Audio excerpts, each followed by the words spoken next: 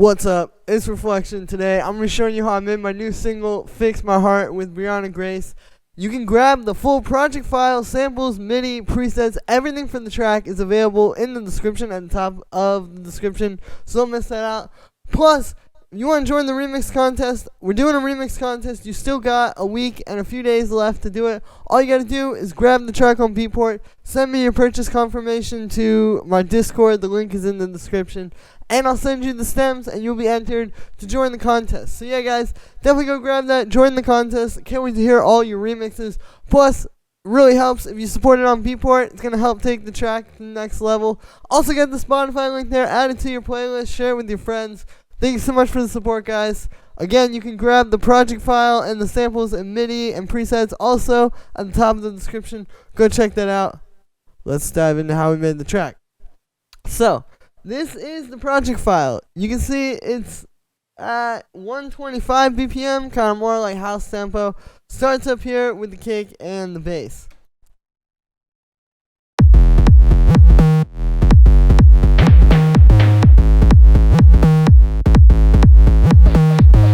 Alright, so here's the kick. It's just two layers. We got a low kick, or a high kick, right, and then a low kick.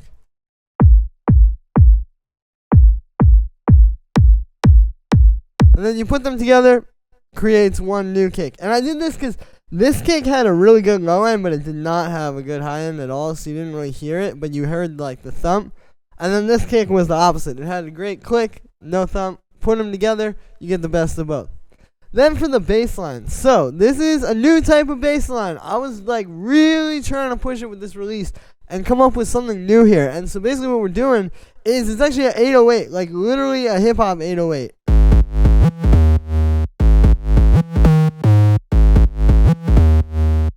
Right? Like this is an 808 you've actually heard in a lot of hip hop currently. So yeah, it's this like Pierre distorted 808. And the thing is, like, an 808 is not that far off from a house bass, right? Like, if you really think about it, what's the difference, you know? It's kind of just like another form of just concentrated low end that you can use. And so, yeah, that's basically the idea here. It's just taking something that's never been used in-house before and using it in-house. So, what we're doing here is you can see there's this glide turn on.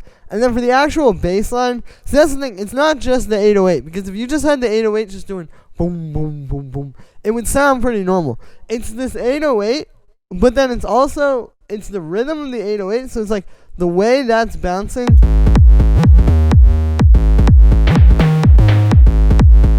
Right, like you can hear it's got already like a very kind of straightforward rhythm, and it's got that call and response tech house bass thing, but then it's also like melodically what's happening, you know, the way we're going up here.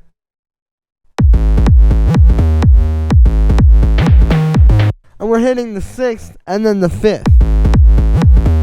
We're in the key of G sharp minor here. Or even like, you know, it's got a chord progression in some parts.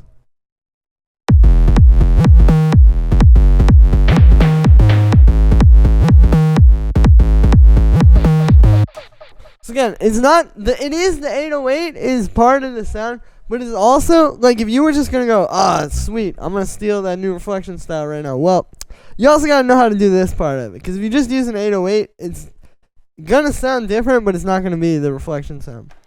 So then what's happening here is we have Shaper Box. So this is just a plugin I like to use for like side chaining type of stuff. What I've actually done, if you grab the project file in the description, all of these plugins are frozen. So even if you don't have this, you can still open the project file and use everything just fine. And then if you do have it, you can still use it. Then we just have some filters which come on throughout, you know, to kind of like transition this.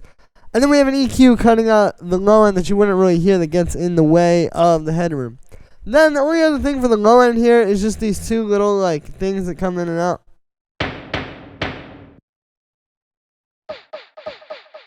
You know, it's these little sounds, but it just adds like a little something every few bars. And yeah, and then the only other thing on there is just a high pass filter, which is just coming on at some different parts. You know, like little transitions like that. So that's like the first most important thing. Then we have the drums.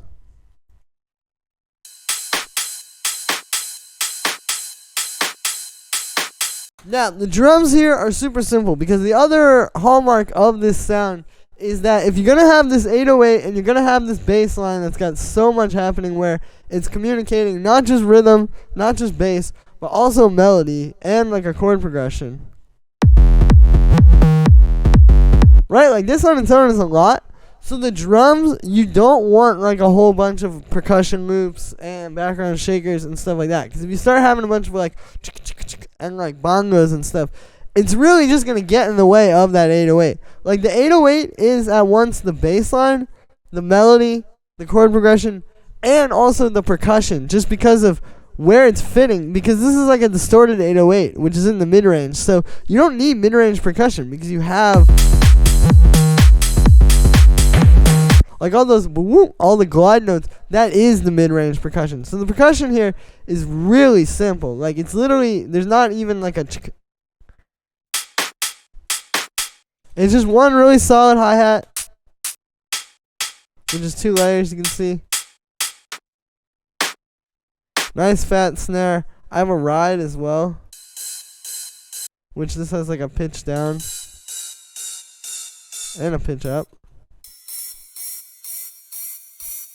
And that's it. You really don't need too much else, because again, like even like a shaker, like even if you could get a shaker that would kind of fit in well with the swing of the 808 and stuff, it's like, just honestly, just have this like super open groove, and then that's all you need. And the other thing here is that we have these.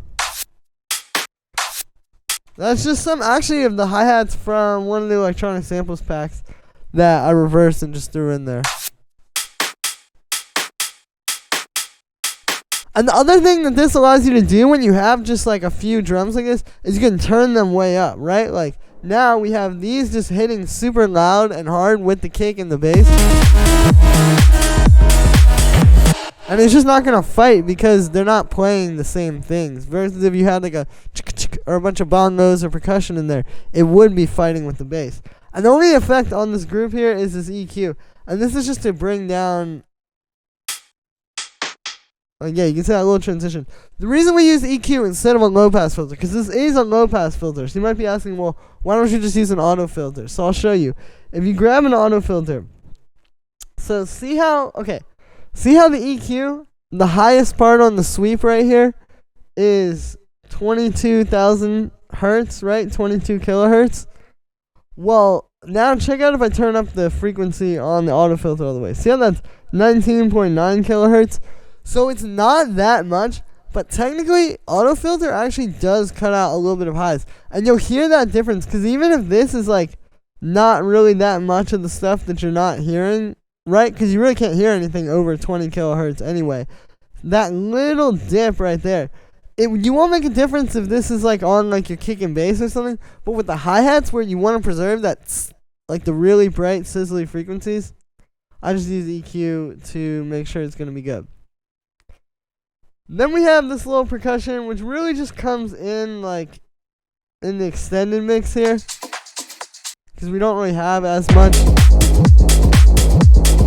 See, like there's a little bit of room for that in the intro when it's not clashing with the bass. So that's just for that. Then we have these melodics. So as you can see, there's not really that many melodic synths. Again, it's a very, very, very, very simple track. But having just that little like that. And the idea with that is it's very steady. Like if I show you the MIDI, like it's literally just this one little riff over and over. But then you combine that with the chord progression.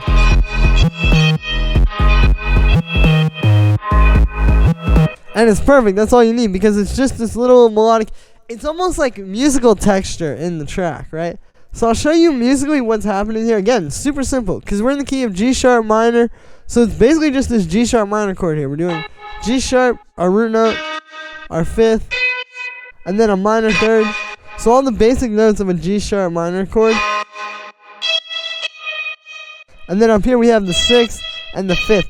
And the other thing here is how well that fits together with the bass, because the same time when this goes, the bass also has those exact same notes going. See, they match up. So like, that's another thing too. It's not just making like a cool little riff, but making a riff that stands on its own, but also it actually like moves at the same time as the bass line and kind of follows it, so it all comes together as one thing. But the sound on this one, the way this is made, is this like keyboard sample I had. Like, it's literally just like a sample of a piano. I'll show you. Which, as you can hear, already has quite a bit of texture.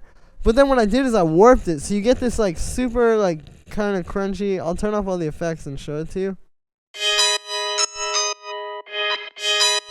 Right, you're getting like that. But then on top of that, I put little altar boy. And this is actually a good technique for kind of creating like these really textured kind of warpy things, because once you start turning this formant down on here and you're putting chords into it, you can see you get all these little glitches.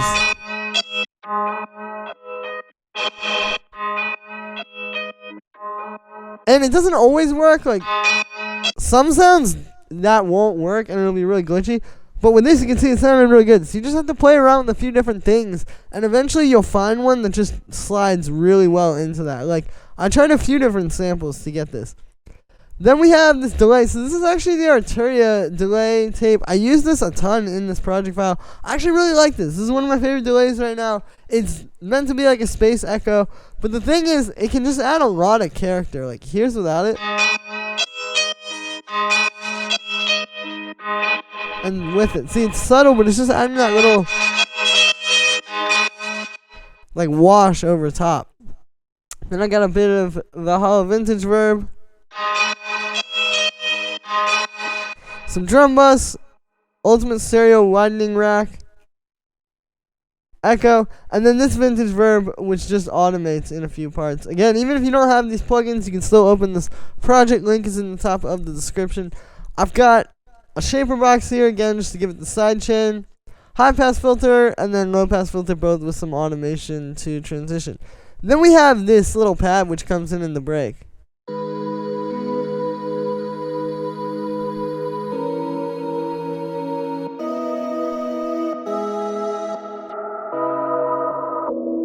So this is one of those things where it's kind of like a chord melody, right? We're kind of creating this new progression, basically just taking all the notes from the G sharp minor scale and putting them together and getting these little melodies, like the way you have this.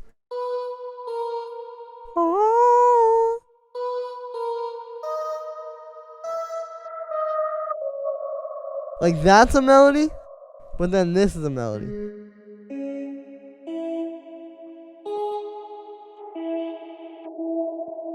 And then this is a melody.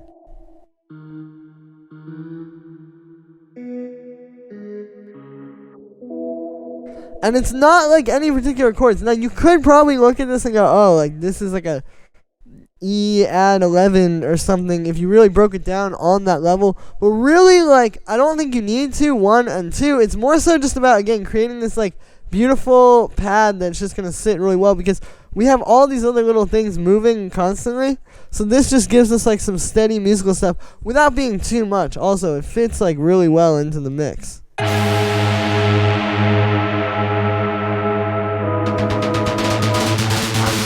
Get rid of that, it's just a bunch of little like stabs, right? So this kind of like glues that all together. And so just this choir sample, like this pad looped with some fades, a bunch of reverb, high pass filter, washout, which is basically just a reverb with a high pass filter and then a compressor on it, and then a low pass to kind of transition. You can see the low pass is constantly moving too. This never sits in the same place for more than a few seconds. And then we have a high pass at the end. And then on the group there's just a low pass filter to kind of make those disappear. Going into the break, you can see grouping all these different elements into kind of like their own groups. It's not just for the sake of like organization. It also allows you to do these like you can have a filter on the whole drums or on the whole synths. Like, it's actually a really good thing for that, because it'll just allow you to transition stuff. And it also kind of keeps everything together too. Like, when you turn all the drums down at once, it really helps to make them sound cohesive. So now, down here, we just have a few more elements. We got these stabs here. in the break.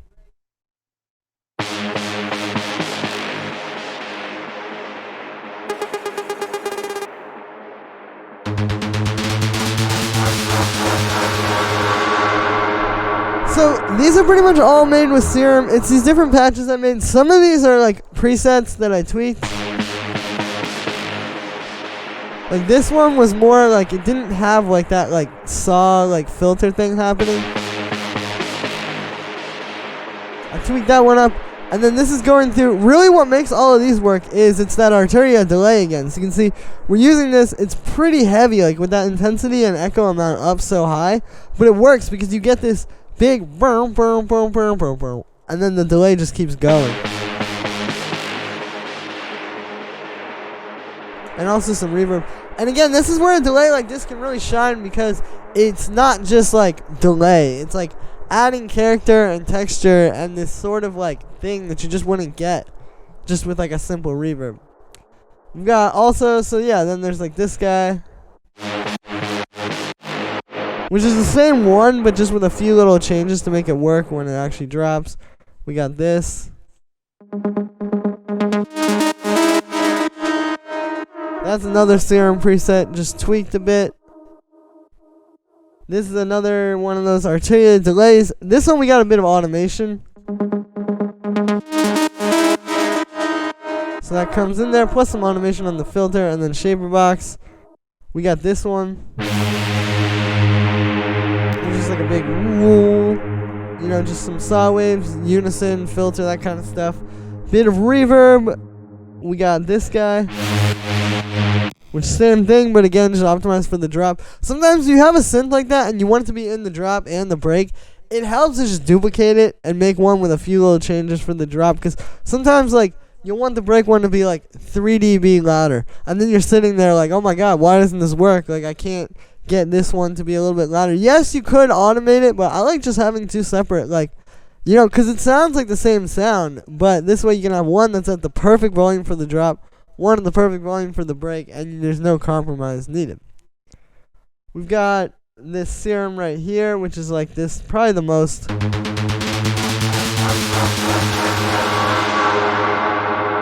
crazy one. So this is like this Serum preset, again, just tweaked.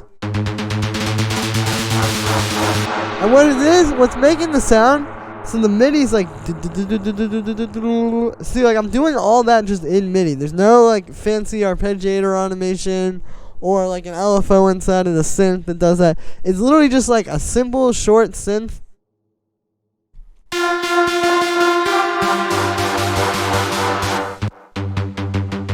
Like that, and then just doing all that in the MIDI. And then we're automating the pitch bend, so you get this little, just like not super high, just a little thing where the note that it's sliding up to still fits in the key. And then there's also a filter automation. Then we have this automation here on, so again, another one of these r3flection tape delays. And that's really where that thing comes from, because you can see there's an LFO down here on the reverb amount. So that's where you're getting that like tremolo, like kind of thing. We have a bit of reverb with some automation as well. High pass filter, which automates going into the break. Shaper box to make it work in the drop. And then this little like volume thing here. There's this guy, which is, I'm pretty sure, same one, but again optimized for the drop. We got this one, which is a similar concept. Again, just this little MIDI thing where it's like speeding up and slowing down. And then just a simple sound. This one pitch bends down though, and then the filter opens up. Another delay automation,